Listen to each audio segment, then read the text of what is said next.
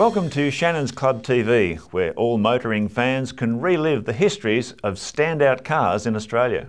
In each episode, we find out how our feature car performed on the road and in competition. We'll also take a drive with the proud owner and get some handy tips from the Shannons auctions team. In today's episode, we look back on the much-loved Japanese sports car that proved a winner on road and track, the Toyota MR2. Although Toyota began introducing more interesting models in the 1980s, nothing prepared us for a mid-engined Toyota sports car. The MR2 shared its 16-valve twin-overhead camshaft 1.6-litre four-cylinder engine with the Corolla twin cam. At 1,050 kilos, Mr. 2 was 80 kilos heavier, but felt so much sportier with the engine sitting behind the driver and 45-55 weight distribution. Body roll was minimal and the 5-speed gearbox a joy to use. But with its 88 kilowatts arriving at 6,600 RPM and peak torque right up at 5,000, the MR2 needed to be revved if you wanted strong performance. It even had removable roof targa panels.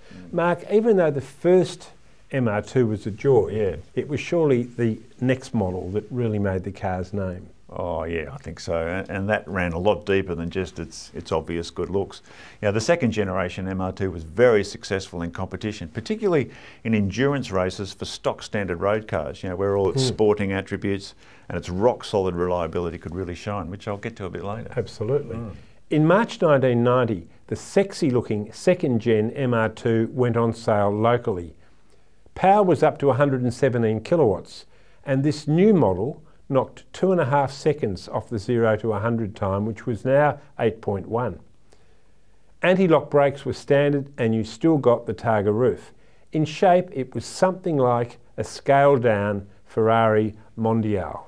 With 20% more power, this second-gen MR2 proved decidedly twitchy, and in 1992, Toyota Australia made extensive revisions to make the transition to oversteer more gradual. Lower profile 55 series Bridgestone or Yokohama tyres were mounted on 15-inch alloys, the ride height was lowered and softer springs were used in the rear. Toyota Australia's engineers even installed a full engine bay cross brace. The ABS was upgraded, as were the seats and steering wheel. This was probably Toyota's best driver's car to date. A final update in 1994 saw the introduction of GT and Bathurst special editions, promising 125 kilowatts at 7,000 RPM. The GT came with power steering, leather, cruise control, fog lights, remote central locking and an alarm.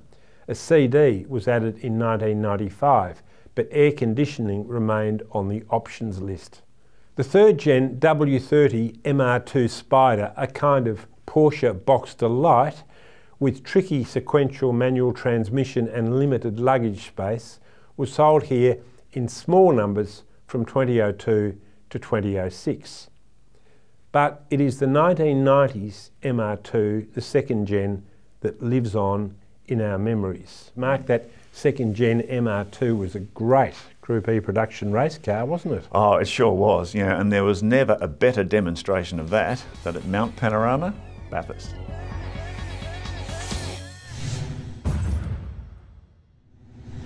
The MR2, which stood for mid-engine, rear-wheel drive, two-seater, was successful in numerous forms of sports car racing, particularly in Japan and Australia. The first generation, or W10 series, released in 1984, was earmarked to tackle the World Rally Championship. Planning reached an advanced stage with an all-wheel drive prototype developed by Toyota Team Europe called the 222D, featuring featherweight construction, aerodynamic bodywork and a potent 2.2-litre turbocharged 4 with more than 600 brake horsepower. Sadly, the project was axed following cancellation of the Group B rules and their proposed Group S replacement for 1987. Even so, the second generation W20 MR2 enjoyed circuit racing success in Europe, Southeast Asia, and particularly at home in the Japanese GT Championship, winning back-to-back titles in the GT 300 class.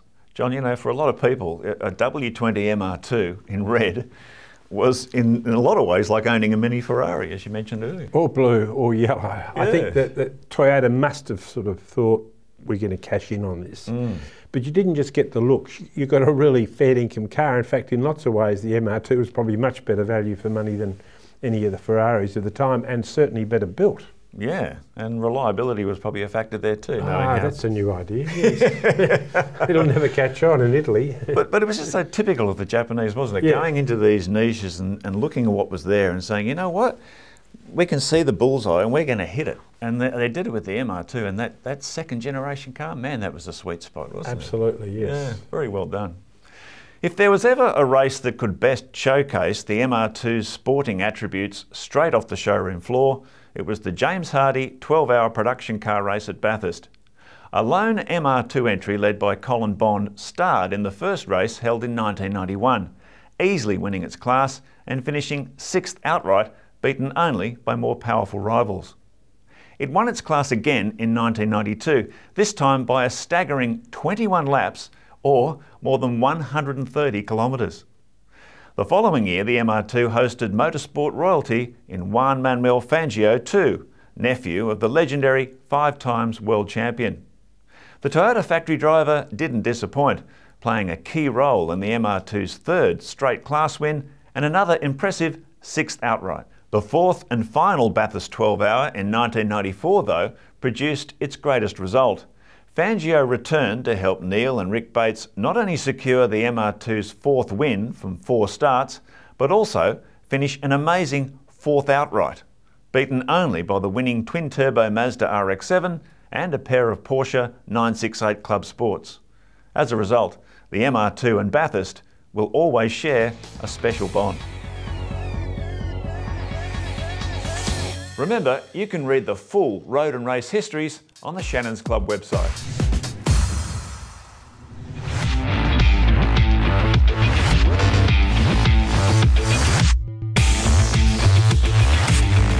My name's Kevin and this is my MR2.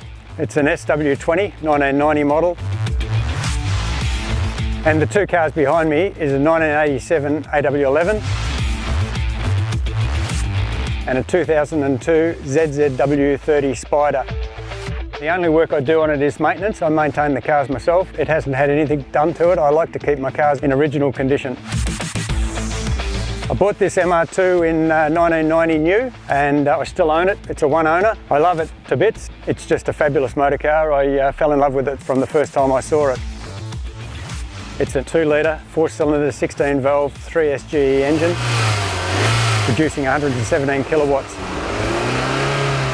Every time I get into this car and drive it, I still get the same passion feeling of driving a brand new car, even though it's now 29 years old.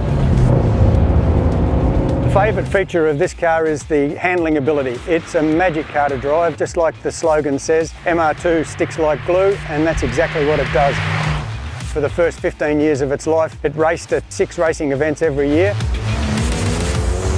I'm an average driver, but this car made me feel like an expert driver. The ABS brakes got me out of trouble quite a few times. I've been a Shannons member for around 40 years. All my cars are insured with Shannons. In all that time, I've only had one claim, and Shannons looked after me really well, and I can recommend them to anyone. When I bought the car in 1990, there was no MR2 club, so with the help of Toyota, I set up a club in Victoria, and we called it the MR2 Owners Club of Australia. I was the founding president for the first 7 years of the club, and I've been on the committee ever since. My future plans for this car is to hang on to it for as long as I can. I don't think I'll ever sell it. My daughter thinks that she's going to inherit the car, and she probably will, because I'll still own it when I pass away.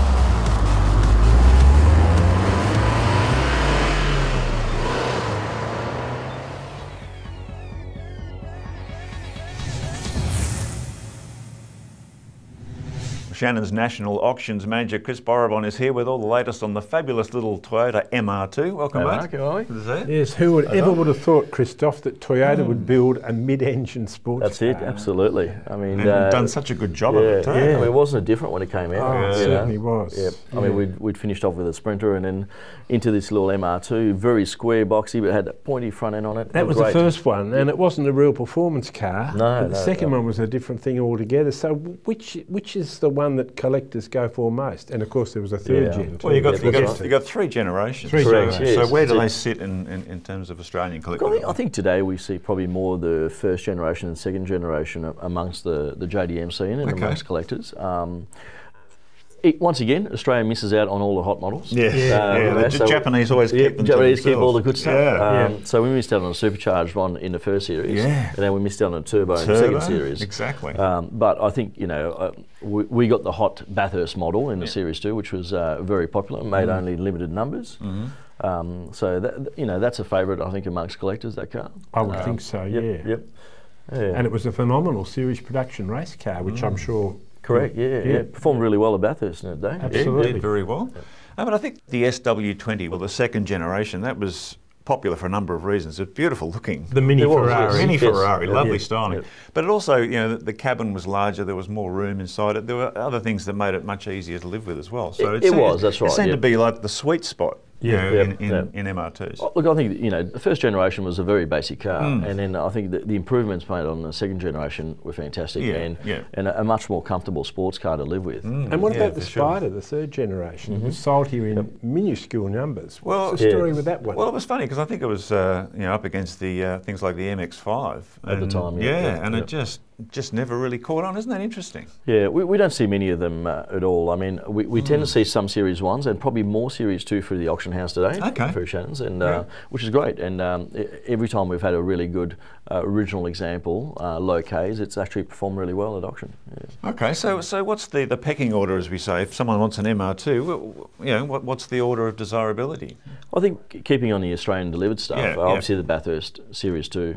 Series 2, is probably one of the most popular. Correct.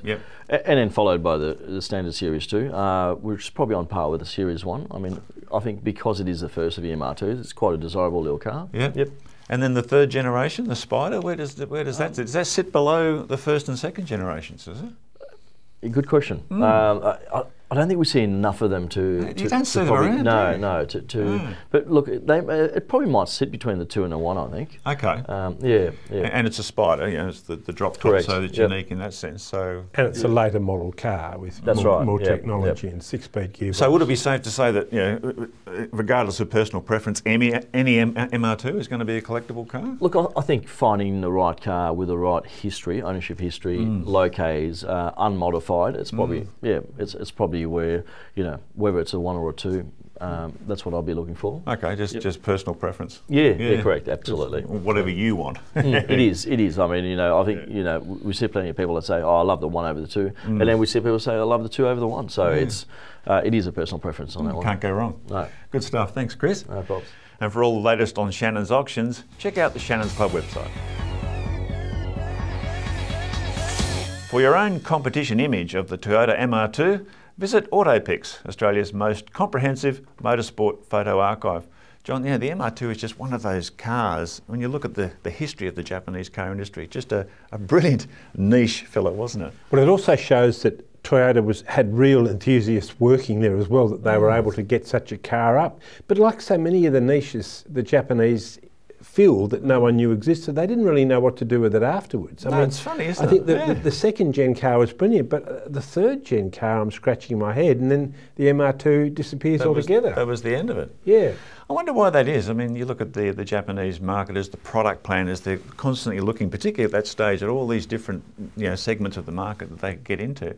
Some they saw potential that went a lot further, and others, were very short. It may, just thinking on the trot here, but it may have something to do with the purity of the concept. See, when Mazda came up with the MX-5, they kind of stuck to that, and they just refined it, and they've done the same, and that really was a niche that was ongoing, like the British sports cars had been before, and they owned it. No one else is going to do it, like Porsche owns the 911. But the MR2, I think, you look at the 3-gen cars, they don't look anything like each other. There's no kind of branding that pulls them bonds together. them together. And I Yeah. think that's been a problem for the Japanese industry. Yeah. Getting that sense of continuity that you get with, say, a BMW. But it is that sense of characteristic. You look at something like Toyota, you've had Camry forever, you've had Corolla forever, you've had Hilux, all these models have just gone on and on and on, many, many decades. And meat and three veg cars. Yeah, you know. meat and three veg cars, but every now and again, they just drop in a little excitement. And the MR2 is a complete gem. And that was it. That was Yeah. the bit of excitement. That's it, that's it. Sure was. We hope you've enjoyed remembering the fabulous Toyota MR2. Hope you can join us next time for Shannons Club TV. Bye for now.